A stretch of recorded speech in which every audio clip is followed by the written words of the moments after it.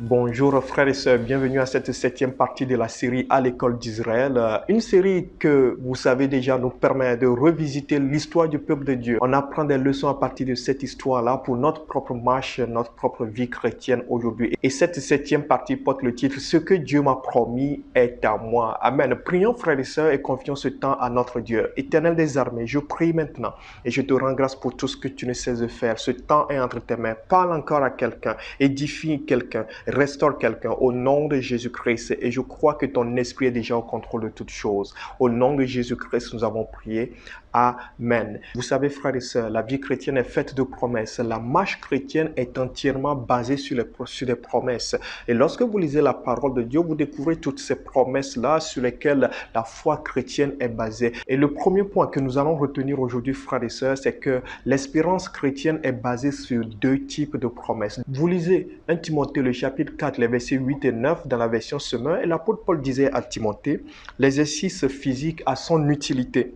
Certes, mais celle-ci est limitée. L'attachement à Dieu, lui, est utile à tout, puisqu'il possède la promesse de la vie pour le présent et pour l'avenir. Verset 9, c'est là une parole certaine et qui mérite d'être reçue sans réserve. Dans la version Louis II, la Bible dit, on connaît beaucoup plus la version Louis II, 1 Timothée, le chapitre 4, les versets 8 et 9, car l'exercice corporel est utile à peu de choses, tandis que la piété est utile à tout, ayant la promesse de la vie présente et de celle qui est à venir. C'est là une parole certaine et entièrement digne d'être reçue. Lorsque nous nous basons sur ce passage qui relate des propos de l'apôtre Paul à Timothée, on découvre, frères et sœurs, que nous avons des promesses pour la vie présente et nous avons des promesses également pour la vie à venir. C'est ce que nous découvrons dans la parole de Dieu. Et lorsqu'on parle de la vie présente, la vie sur cette terre, nous retournons à l'histoire du peuple d'Israël et vous découvrez ce que Dieu avait dit à son peuple et nous qui nous identifions aujourd'hui au peuple de Dieu parce que nous avons accepté le Seigneur Jésus-Christ, nous qui nous identifions aujourd'hui aux enfants de Dieu, nous avons les mêmes promesses qui sont relatives à notre vie sur cette terre, à la vie présente. Dieu donnait à son peuple dans Deutéronome, le chapitre 28, toutes sortes de promesses. On va en lire juste quelques-unes. Deutéronome, le chapitre 28, on va lire du verset 3 au verset 8. Tu seras béni dans la ville et tu seras béni dans les champs. Le fruit de tes entrailles, le fruit de ton sol, le fruit de tes troupeaux, les portées de ton gros et de ton menu bétail, toutes ces choses seront bénies. Ta corbeille et ta ruche seront bénies. Tu seras béni à ton arrivée et tu seras béni à ton départ. L'Éternel te donnera la victoire sur tes ennemis qui s'élèveront contre toi. Ils sortiront contre toi par un seul chemin et ils s'enfuiront devant toi par 7 chemins. L'Éternel ordonnera à la bénédiction d'être avec toi dans tes greniers et dans toutes tes entreprises. Il te bénira dans le pays que l'Éternel ton Dieu te donne. Amen. Voilà quelques-unes des promesses que Dieu avait faites à Israël, à son peuple. Et nous nous identifions au peuple de Dieu, nous nous identifions aux enfants de Dieu. Et ces promesses sont également nôtres. Et ces promesses sont des promesses liées à notre vie sur cette terre, des promesses liées à la vie présente. Et voilà le premier type de promesses dont nous bénéficions en Dieu, nous les enfants de Dieu, frères et sœurs. Et le second type de promesses reliées à notre marche avec Dieu, ce sont les promesses de la vie à venir. Et c'est ce que l'apôtre Paul disait à Timothée. Jean 3, le chapitre 16 dit « Car Dieu a tant aimé le monde qu'il a donné son Fils unique afin que quiconque croit en lui ne périsse point, mais qu'il ait la vie éternelle, frères et sœurs. » La vie éternelle, c'est la vie à venir. Et lorsque nous croyons en notre Seigneur Jésus-Christ, lorsque nous acceptons le sacrifice de Jésus-Christ, nous avons accès à cette promesse de la vie éternelle. Nous avons accès à cette promesse d'une vie qui ne finira jamais. Et ça, c'est une promesse qui n'a rien à voir avec notre marche sur cette terre. C'est plutôt une promesse qui a trait au futur. Et voilà le second type de promesse auquel nous avons accès en Dieu, frères et sœurs. Et l'apôtre Jean le rappelait très bien. Il dit « Et la promesse qu'il nous a faite, c'est la vie éternelle. » Et donc, frères et sœurs, nous avons cette promesse de la vie éternelle qui a trait au futur, non pas au présent.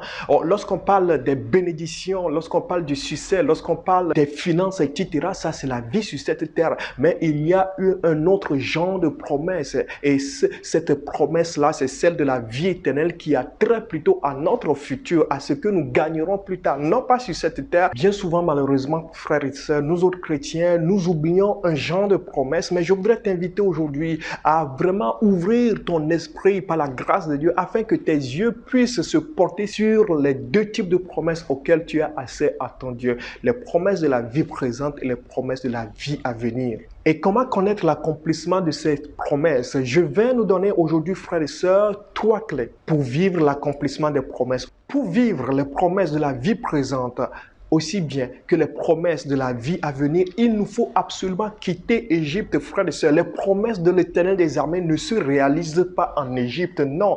Les promesses de l'Éternel des armées se réalisent lorsque nous quittons Égypte. Justement, Dieu avait dit à son peuple, oui, je vous amène sur une terre promise. La terre promise, c'est en dehors d'Égypte. La terre promise ne se trouve pas en Égypte. Donc, il faut quitter Égypte pour entrer sur la terre promise. Et plusieurs d'entre nous, malheureusement, sont encore en Égypte. Qu'est-ce que je veux dire par là? Égypte, c'est le monde, frères et sœurs. Plusieurs d'entre nous sont encore dans le monde. Nos cœurs sont portés encore vers le monde. Nos cœurs sont encore portés vers les choses du monde et nous espérons voir les promesses de notre Dieu. Ce n'est pas possible, mon frère, ma sœur. Tu pries matin, midi, soir. Mais si ton cœur est encore porté vers les choses du monde, tu ne verras jamais l'accomplissement des promesses de Dieu dans ta vie. Comment donc quitter le monde? Il faut absolument accepter le sacrifice du Seigneur Jésus-Christ. Vous connaissez sans doute l'histoire de la délivrance que Dieu a accordée à son peuple en Égypte. La Bible dit qu'ils ont sacrifié des agneaux et c'est pas ce sacrifice qu'ils ont eu la délivrance en Égypte. Et c'est pas le sacrifice de notre Seigneur Jésus-Christ que toi aussi tu es délivré d'Égypte. Et lorsque j'accepte ce sacrifice, lorsque tu acceptes ce sacrifice, mon frère, ma soeur, tu es aussi délivré d'Égypte. Et c'est en étant délivré d'Égypte.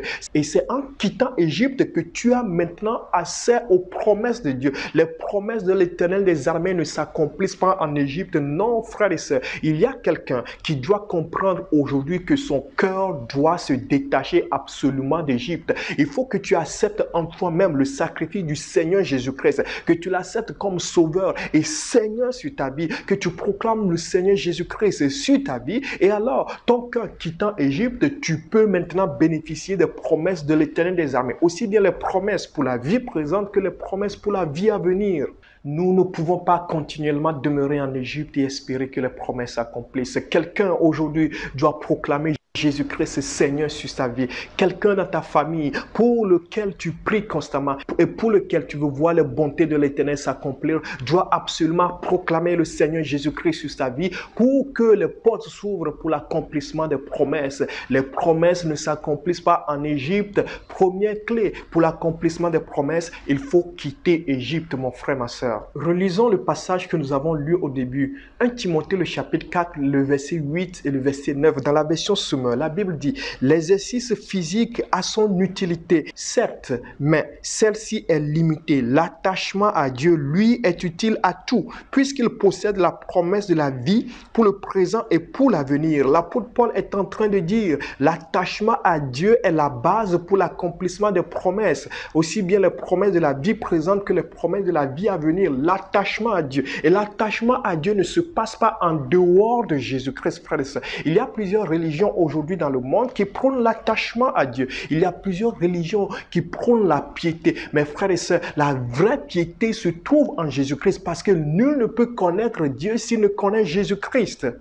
Et c'est pourquoi Jésus-Christ disait dans Jean le chapitre 14, le verset 6, « Je suis le chemin, la vérité et la vie. Nul ne vient au Père que par moi. » S'il y a quelqu'un dans ton entourage qui dit sans cesse, « Moi, je connais Dieu. Moi, je suis pieux. Moi, je suis attaché à Dieu. » Mais que cela se passe en dehors de Jésus-Christ, mon frère, rappelle-le lui que l'attachement à Dieu, la piété ne peut pas se faire en dehors de Jésus-Christ. C'est en Jésus-Christ que nous pouvons quitter Égypte et c'est en lui que nous sommes attachés à Dieu et que nous avons l'assurance de l'accomplissement des promesses de l'Éternel des armées pour notre vie. Que quelqu'un soit fortifié en ce sens. Toi-même, aujourd'hui, prends la décision de proclamer Jésus-Christ Seigneur sur ta vie. Et si tu es égaré de la voie de Jésus-Christ qui amène à Dieu, retourne maintenant sur la bonne voie et que l'Éternel des armées te fasse grâce. Au nom de Jésus-Christ. Amen. Deuxième clé à retenir aujourd'hui pour l'accomplissement des promesses, c'est que nous devons vivre dans l'obéissance, frères et sœurs. L'obéissance à Dieu est une clé primordiale pour l'accomplissement des promesses de notre Dieu. Aussi les promesses pour la vie présente que les promesses pour la vie à venir. Retournons au passage de Deutéronome, le chapitre 28. La Bible dit dans les versets 1 et 2, « Si tu obéis à la voix de l'Éternel, ton Dieu, en observant et en mettant en pratique tous ces commandements que je te prescris aujourd'hui, l'Éternel, ton Dieu, te donnera la supériorité sur toutes les nations de la terre. » Le verset 2. Voici toutes les bénédictions qui se répandront sur toi et qui seront ton partage lorsque tu obéiras à la voix de l'Éternel ton Dieu. Nous voyons dans ce passage, frères et sœurs, que l'accomplissement des promesses de l'Éternel des armées est lié à cette clé primordiale qu'est l'obéissance à la voix de Dieu, qu'est l'obéissance aux commandements, aux préceptes de l'Éternel des armées, frères et sœurs. Je lis le verset 9 de Deutéronome, le chapitre 28. Tu seras pour l'Éternel un peuple saint, comme il te l'a juré, lorsque tu observeras les commandements de l'Éternel ton Dieu et que tu marcheras dans ses voies. Frères et sœurs, l'obéissance à tout ce que notre Dieu veut de nous, ce que notre Dieu veut de nous, ce que Dieu donne comme commandement, ce que Dieu donne comme précepte est contenu dans sa parole. Et tu sais ce qu'il faut faire, tu sais ce que Dieu demande de toi, tu sais ce qui est bien, tu sais ce qui est mal, tu connais la voix de Dieu, tu connais la voix qui n'est pas de Dieu. Et quelle décision prends-tu aujourd'hui, frères et sœurs? Tu peux tout beau faire, tu peux aller à gauche, tu peux aller à droite, tu peux prier matin, midi, soir, tu peux faire des jeûnes et prières, tu peux aller dans des camps de prière. Mon frère, ma sœur, si tu t'éloignes de l'obéissance à la voix de l'Éternel des armées, tu n'auras absolument pas l'exaucement de tes prières et tu ne verras jamais l'accomplissement des promesses de l'Éternel des armées dans ta vie. Et c'est ce que Dieu était en train de rappeler à son peuple.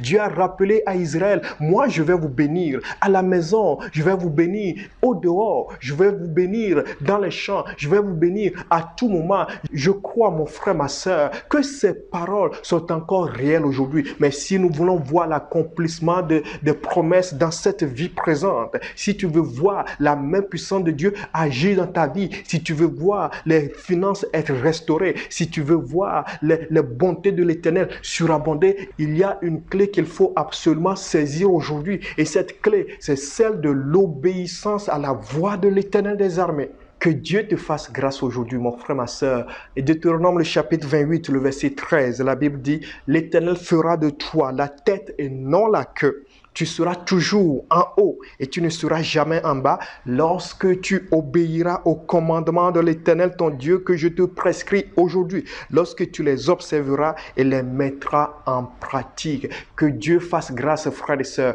Bien souvent, nous crions haut et fort, « Je serai la tête et non la queue ». Ça devient un slogan pour nous. « Je serai en haut et non en bas ». Voilà quel est le slogan que nous aimons répéter en tant que chrétiens, en tant qu'enfants de Dieu. Mais n'oublions pas que l'accomplissement de cette promesse de notre Dieu à nous qui sommes son peuple est liée à une condition. Il y a une clé et cette clé, c'est celle de l'obéissance qui est absolument nécessaire, indispensable. Nous devons la saisir. Tu dois la saisir, mon frère, ma soeur, si tu veux voir l'accomplissement des promesses de l'Éternel des armées dans ta vie, pour toi-même, ta famille, dans tous les domaines. Il faut saisir la clé de l'obéissance. Dieu avait promis à son peuple une terre où coule le lait et le miel. Mais rappelons-nous, frères et sœurs, ce ne sont pas tous les Israélites qui y sont entrés. À cause de la désobéissance, plusieurs sont tombés dans le désert. Frères et sœurs, l'obéissance nous ouvre la voie pour l'accomplissement des promesses. Obéir, c'est faire la volonté de Dieu. Obéir, c'est faire ce que Dieu demande de nous. Vous savez, le Seigneur Jésus-Christ a rappelé un peu plus tard, lorsque vous lisez Matthieu le chapitre 7, le verset 21, on connaît très bien ce passage. Ceux qui me disent Seigneur, Seigneur, n'entreront pas tous dans le royaume des cieux, mais celui-là seul qui fait la volonté de mon Père qui est dans les cieux. Nous avons cette promesse de la vie à venir, cette promesse de la vie éternelle, cette promesse de régner avec notre Seigneur, cette promesse d'entrer dans le royaume des cieux, cette promesse de voir Dieu face à face. cette promesse de demeurer dans la félicité éternelle. Mes frères et sœurs, Jésus-Christ est en train de rappeler dans Matthieu le chapitre 7, le verset 21, que si quelqu'un ne fait pas la volonté de son Père, si quelqu'un ne fait pas la volonté de Dieu, cette promesse, qu'il n'y croit pas. Vous voyez donc, frères et sœurs, que sans l'obéissance à la voix de mon Dieu, je n'ai ni accès à l'accomplissement des promesses sur cette terre, ni à l'accomplissement des promesses de la vie à venir. Et lorsqu'on parle d'obéissance à Dieu, c'est aussi mener une vie de sanctification et une vie de pureté. Vous lisez 1 Jean le chapitre 3, les versets 2 et 3. La Bible dit, bien-aimés, nous sommes maintenant enfants de Dieu et ce que nous serons n'a pas encore été manifesté. Mais nous savons que lorsque cela sera manifesté, nous serons semblables à lui parce que nous le verrons tel qu'il est. On voit là les promesses de la vie à venir. Et le verset 3, quiconque a cette espérance en lui se purifie comme lui-même est pur. Frères et sœurs, l'apôtre Jean a rappelé les promesses de la vie à venir et il dit, si vous avez cette espérance en vous, frères et sœurs, vous avez quelque chose à faire, c'est de mener une vie de sanctification, c'est de mener une vie de pureté, de la même manière que le Seigneur Jésus-Christ lui-même a mené cette vie de pureté. Que Dieu fasse grâce, frères et sœurs, que Dieu fasse grâce à chacun de nous, au nom de Jésus-Christ, afin que nous puissions prendre la décision de mener cette vie de pureté pour entrer et connaître les promesses de la vie à venir, au nom de Jésus-Christ.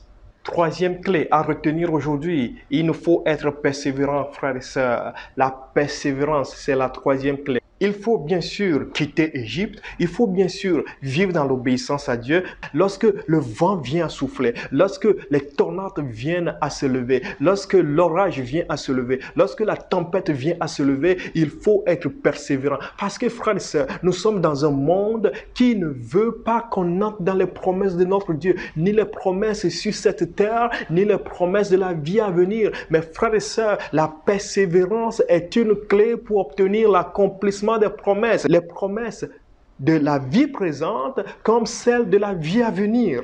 Les promesses de cette terre prennent souvent bien du temps à se réaliser. Rappelez-vous le peuple d'Israël. Dieu a promis une terre où coule le lait et le miel. Et c'est uniquement 40 ans après qu'ils aient été délivrés d'Égypte qu'ils sont entrés dans cette promesse.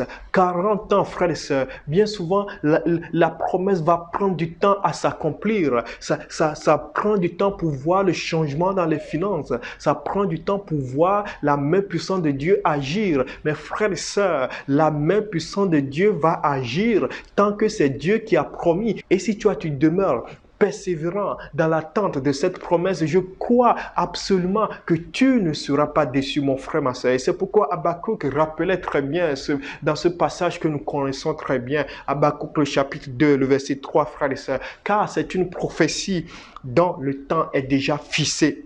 Elle marche vers son terme et elle ne mentira pas. Si elle tarde, attends-la. Car elle s'accomplira certainement. Sois fortifié en ce sens et sois revêtu de courage. Oui, sois revêtu de persévérance afin de continuer la marche, quel que soit ce qui arrive. Le monde va te proposer des choses. Les gens du monde vont te demander d'aller vers d'autres options. Mais frères et sœurs, ne prenons jamais le risque de nous éloigner de Dieu pour voir les choses changer. Si on veut voir l'accomplissement des promesses pour cette terre, frères et sœurs, demeurons persévérants et nous verrons la gloire de Dieu se manifester. Qu'il en soit ainsi pour toi également, mon frère, ma soeur. Mais vous savez, à certaines occasions, nous avons aussi besoin de combattre pour les promesses que Dieu nous a faites. Parce que Dieu a déjà donné les finances, parce que Dieu a déjà donné la guérison, parce que Dieu a déjà donné ci et ça. Mais l'ennemi est en train de retenir et nous avons besoin d'aller au combat avec Dieu de notre côté et remporter la victoire et entrer en possession de ce que Dieu nous a déjà donné. Et c'est ce que nous découvrons dans la vie de Caleb. Dieu lui avait fait une promesse et c'est uniquement 45 ans plus tard que Caleb est entré dans cette promesse que Dieu lui avait faite. Mes frères et sœurs, Caleb ne s'est pas assis pour voir l'accomplissement des promesses. Dieu a déjà donné, mais la terre que Dieu avait promise à Caleb, il y avait d'autres personnes qui régnaient sur cette terre. Il a fallu que Caleb se lève pour aller à la rencontre de ces gens de personnes, pour aller les combattre et les déposséder de ce que Dieu lui avait déjà donné. Tu as besoin, mon frère, ma soeur, au lieu de rester assis, plutôt de te lever dans la prière et de combattre, de déposséder l'ennemi de ce que Dieu t'a donné, d'arracher de la bouche, de la gueule de l'ennemi, d'arracher de la gueule du lion ce que Dieu t'a donné. Tu dois combattre, mon frère, ma soeur. Entrer dans la prière et prendre possession de ce que Dieu t'a donné. Ce sont tes bénédictions. Tu veux voir l'accomplissement des promesses de l'Éternel des armées. Il faut que tu entres dans la prière et que tu dépossèdes l'ennemi de ce que ton Dieu t'a donné. Rappelons-nous ce que Caleb disait lorsque vous lisez Josué le chapitre 14, le verset 11. Je suis encore vigoureux, comme au jour où Moïse m'envoya. J'ai autant de force que j'en avais alors, soit pour combattre, soit pour sortir et pour entrer. Et le verset 12. Donne-moi donc cette montagne dont l'Éternel a parlé dans ce temps-là. Car tu as appris alors qu'il s'y trouve des Anakim et qu'il y a des villes grandes et fortifiées. L'Éternel sera peut-être avec moi et je les chasserai comme l'Éternel a dit. Sois fortifié, mon frère, ma soeur. Caleb, âgé de 85 ans, a pris la décision de voir l'accomplissement des promesses. L'ennemi jouit actuellement de ce que Dieu a promis pour toi. Qu'est-ce que tu fais? Restes-tu assis pour le voir jouir tout simplement, ou alors es-tu prêt à te lever et en l'en déposséder? C'est dans la prière que cela se passe, mon frère, ma soeur. Et crois-le, Dieu est avec toi. Dieu est avec toi. Dieu a été avec Caleb, il est aussi avec toi pour que ce qu'il t'a donné, tu le possèdes et que tu en jouisses. Il en est ainsi pour toi maintenant, au nom de Jésus-Christ. Sois fortifié, mon frère, ma soeur. En ce qui concerne les promesses de la vie à venir, il faut être aussi persévérant, frères et sœurs. L'auteur de l'Épître aux Hébreux dit, lorsque vous lisez Hébreux le chapitre 10, le verset 36, dans la version Semeur, je lis, « Car il vous faut de la persévérance, afin qu'après avoir accompli la volonté de Dieu, vous obteniez ce qu'il a promis. » Waouh! D'abord, il rappelle qu'il faut faire la volonté de Dieu. Ensuite, il dit, en plus de la volonté de Dieu qu'il faut accomplir, il faut être persévérant afin d'obtenir ce qu'il vous a promis. Si vous n'êtes pas persévérant, vous ne pouvez pas entrer dans les promesses. Si vous n'êtes pas persévérant, vous ne pouvez pas voir l'accomplissement des promesses. L'auteur de l'Épître aux Hébreux dit, vous avez besoin de persévérance. Nous avons besoin de persévérance, frères et sœurs. Le monde est tellement mauvais. Le monde nous tire à gauche. Le monde nous tire à droite. Et l'objectif du malin, c'est de nous voir chuter. Et nous avons besoin d'être persévérants, frères et sœurs. On a des persécutions par-ci, on a des persécutions par-là. Si on décide de rester attaché à Dieu, mes frères et sœurs, c'est difficile, je le sais, mais notre Dieu nous a promis la victoire. Si seulement nous jetons nos regards sur lui, le moyen pour être persévérant, frères et sœurs, c'est de fixer les regards sur le Seigneur Jésus-Christ. Et c'est ce que l'auteur de l'Épître aux Hébreux rappelle aussi. Vous lisez Hébreux le chapitre 12, le verset 2 et le verset 3, et il donne le moyen pour être persévérant. Il dit, gardons les yeux fixés sur Jésus qui nous a ouvert le chemin de la foi et qui la porte à la perfection. Parce qu'il avait en vue la joie qui lui était réservée, il a enduré la mort sur la croix en méprisant la honte attachée à un tel supplice. Et désormais, il siège à la droite du trône de Dieu. Le verset 3. Pensez à celui qui a enduré de la part des hommes pécheurs une telle opposition contre lui pour que vous ne vous laissiez pas abattre par le découragement. Non au découragement. Et pour dire non au découragement, il faut avoir les yeux fixés sur Jésus-Christ. Jésus-Christ a vécu pire. Jésus-Christ a vécu de l'ignominie. Mes frères et sœurs, il a été trouvé vainqueur parce qu'il a été persévérant jusqu'au bout, jusqu'à la mort de la croix. Et après la mort de la croix, c'était la gloire. Ce sera la même chose pour toi. Ce sera la même chose pour moi, frères et sœurs. Persévérons jusqu'au bout. Aussi bien pour voir les promesses sur cette terre que pour voir les promesses de la vie à venir. Apocalypse 2, le verset 6. J'aime beaucoup ce passage. La Bible dit dans la version Semeur, au vainqueur, dans la version Louis II, ça dit à celui qui vaincra. La Bible dit au vainqueur, à celui qui continue à agir jusqu'à la fin. Selon mon enseignement, je donnerai autorité sur les nations. À celui qui vaincra, à celui qui continuera à agir jusqu'à la fin. Il ne faut pas rester en chemin. C'est au bout de la course que se trouve la couronne. C'est au bout de la course que se trouve le prêt. Sois fortifié en ce sens aujourd'hui. Et je prie que le Saint-Esprit te communique la force qui vient de Dieu. Que le Saint-Esprit te communique l'encouragement qui vient de Dieu. Et que l'abattement quitte. Et que le découragement quitte, soit rempli de persévérance aujourd'hui, mon frère, ma soeur. Ça peut prendre 40 ans pour voir l'accomplissement de la promesse. Ça peut prendre des persécutions avant de voir l'accomplissement. Mais notre Dieu est avec nous et avec lui, nous sommes plus que vainqueurs. Que quelqu'un soit encouragé en ce sens aujourd'hui. Est-ce que tu crois dans les promesses de ton Dieu? Est-ce que tu crois aussi bien dans les promesses pour la vie présente que pour la vie à venir? Si oui, une autre question pour toi. Connais-tu les clés pour voir l'accomplissement de ces promesses? Première clé, as-tu quitté Égypte? As-tu proclamé le Seigneur Jésus-Christ sur ta vie comme Seigneur et Sauveur? As-tu décidé de marcher pour lui? As-tu décidé de marcher avec lui, de vivre pour lui uniquement et non de te laisser conduire par le monde? Deuxième clé, as-tu décidé d'être obéissant à la voix de ton Dieu? Parce que l'obéissance est une clé primordiale pour voir l'accomplissement des promesses. Et troisièmement, as-tu pris la décision d'être persévérant, persévérant jusqu'au bout? Sans la persévérance, on ne verra pas la promesse accomplie. Que Dieu fasse grâce à chacun de nous. Au nom de Jésus-Christ, nous allons prier, frères et sœurs. Éternel des armées, nous prions maintenant et nous te rendons grâce pour tout ce que tu ne cesses de faire. Merci pour tes promesses. Tu es le Dieu bon, tu es le Dieu magnifique. Tu fais des promesses à tes enfants, tu fais des promesses à ton peuple. Et nous saisissons ces promesses aujourd'hui. Nous les saisissons. Ces promesses pour la vie présente que pour la vie à venir. Seigneur éternel des armées, merci, merci, merci pour ces promesses. Et quelqu'un veut te saisir aujourd'hui dans ces promesses. Et nous croyons que nous avons des pas à poser pour voir l'accomplissement de ces promesses. Éternel des armées, que quelqu'un aujourd'hui, Seigneur, soit fortifié à prendre la décision de quitter le monde, à prendre la décision de ne pas vivre selon le monde, à prendre la décision de sortir d'Égypte, afin de voir l'accomplissement des promesses. Seigneur, si nous voulons voir les promesses accomplies, il nous faut quitter Égypte, il nous faut quitter le monde, il nous faut ne pas réfléchir comme le monde, il nous faut ne pas vivre comme le monde.